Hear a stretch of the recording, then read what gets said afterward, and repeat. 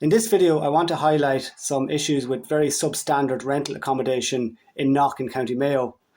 A couple of months ago, Mark and Mary got in touch with me to highlight some of the problems that they're dealing with in their house. Now, when they highlighted these issues with the estate agent, within a very short period of time, they were served with a notice of termination. Now, they have a 24-month lease and there was no reason given as to why the contract would be terminated. They're renting their property from a member of Garda. And as I said, I've been following this for a couple of months now. The start of this video was recorded nearly 2 months ago and I've been following it ever since. So please watch until the end. There will be a part 2 which will happen in the next couple of weeks when we see what the landlord does next. Mark and Mary moved into this house in Knock, County Mayo at the end of November 2022. They were told by the estate agent that it just needed some TLC, but yet they had to clean every room in the house and it took them nearly 3 weeks to clean the house fully. There is furry mould and black mould on the walls, on the ceilings, and the window frames, skirting boards, the beds, cupboards, and a lot of the furniture. The mould continues to grow in the house in every room and has to be cleaned thoroughly every day. As well as the mould issue in the house, Mark and Mary are also facing issues with the smell of sewage, raw sewage in the house. When it rains, the house floods. As well as that, there's no carbon monoxide alarm, no smoke alarms, no ventilation in the house. The backyard is waterlogged and there is a smell of gas in the kitchen. Regarding the smell of gas, numerous emails were sent to the estate agent, yet it took 7 months to have it fixed. The gas technician that called out to do the work confirmed that there was a faulty cooker and that the gas was leaking. Now, before moving into this house, the house should have been fully inspected and cleaned, obviously. The conditions of this house are well below what you'd expect from the minimum standards for renting housing.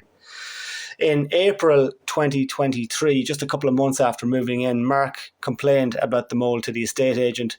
Soon after this, the landlady, a member of Garda, sent Mark and Mary a notice of termination.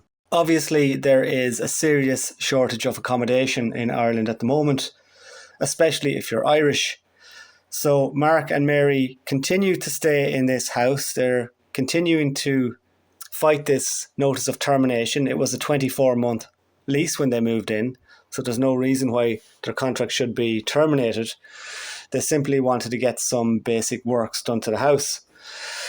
Because as a result of the mould and everything else in the house, they've begun to have some health issues. Mark has been off work for the last 2 months with his health. He's been in and out of University Hospital Galway and the respiratory unit up there. He's getting CT scans and x-rays on his chest and also blood tests. Mark says that he's suffering from headaches and coughing and chest infections and that he's waiting back on further blood tests. The doctor thought that Mark actually worked on a building site or around dust, but when he explained that he was living in a house with a lot of mould, they wanted to do more tests on him, so he's waiting on those results. Mary as well is suffering from bad chest infections, cough and headaches. Mary's had to move back from the back bedroom in the house to the front living room because of the mould that's growing on the walls and the built-in cupboards. Isn't it a disgrace that in 2024, 2 Irish professionals cannot find any sort of reasonable, safe accommodation to live in?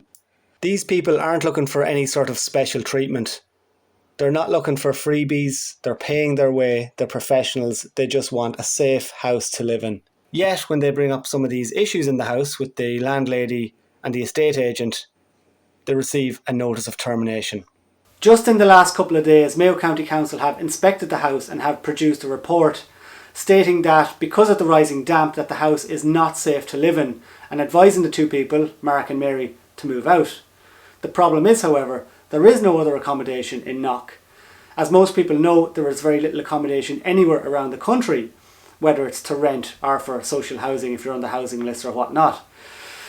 So the landlady in question, the member from Garda, has 12 weeks to carry out the repairs to the house.